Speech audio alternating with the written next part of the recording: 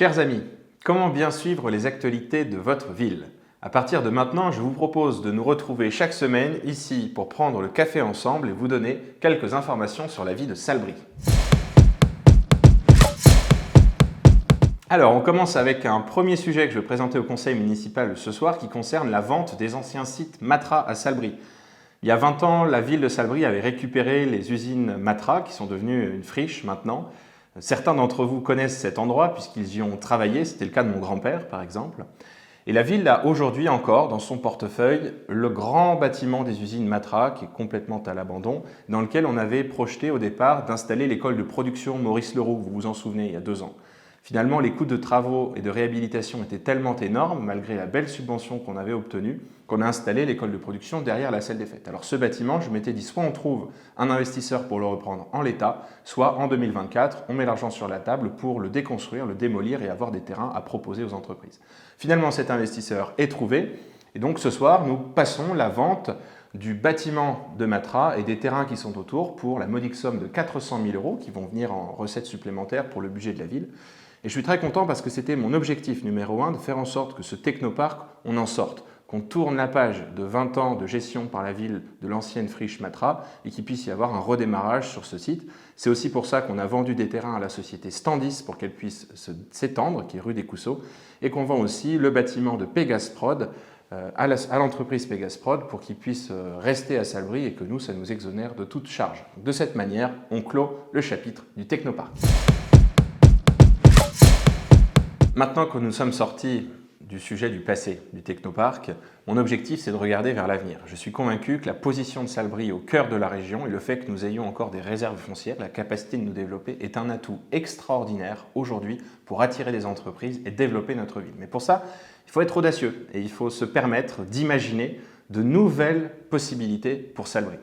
Et c'est pour ça que nous allons tout de suite enclencher un autre projet qui consiste à transformer notre vélodrome et tout le bois qu'il y a derrière en zone d'activité pour attirer des entreprises. Je discute en ce moment avec des entreprises industrielles qui seraient intéressées de nous acheter tout ce bois, le vélodrome, mais c'est aussi l'endroit où il y a le stand de tir que l'on déménagerait avec le club derrière le PMU, mais aussi le centre technique municipal. Et ce serait l'occasion de le ramener dans le centre-ville de Salbris et de le moderniser, puisqu'il s'agit là aussi d'une ancienne usine qui avait été récupérée par la ville.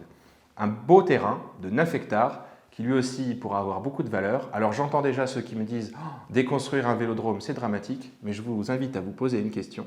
Est-ce que l'on préfère avoir des équipements qui ne nous servent plus, car le vélodrome ne nous sert plus depuis bien longtemps, ou avoir des entreprises qui investissent, qui s'installent, qui créent des emplois et qui nous rapportent de la fiscalité?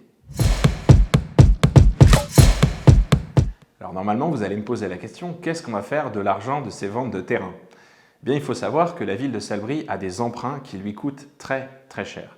Donc je vais utiliser une partie de cet argent pour renégocier les emprunts de Salbris et qui nous coûtent moins cher à l'avenir, ce qui nous permettra de regagner des marges de manœuvre pour investir pour les générations futures.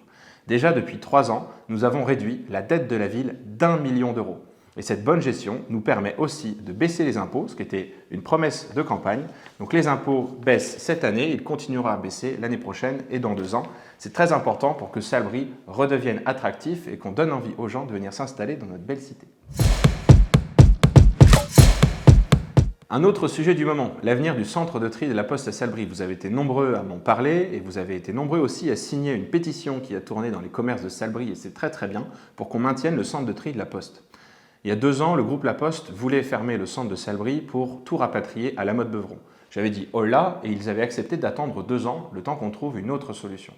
Et ce que je leur propose, c'est de s'installer dans un bâtiment de la communauté de communes sur le technoparc, au rez-de-chaussée de la pépinière d'entreprise qu'on est en train de terminer. On a fait de beaux travaux dans ces anciens bureaux de Matra et je crois que le groupe La Poste aurait tout intérêt à s'y mettre, d'abord parce qu'on leur offrirait un loyer quasi gratuit, que ce sera très intéressant que le centre de tri soit au milieu du parc des entreprises de Salbris, et enfin parce qu'il est fondamental de garder ces services qui sont des services publics au cœur de notre belle ville de Salbris, qui est quand même le chef-lieu du canton.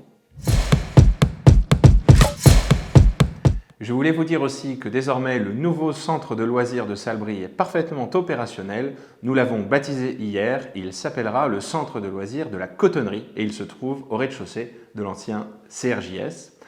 Deux autres petites actualités. D'abord que la rue piétonne entre la rue du Général Giraud et la Sauldre sera terminée dans une dizaine de jours et que le 13 novembre, nous attaquons les travaux de la place du marché.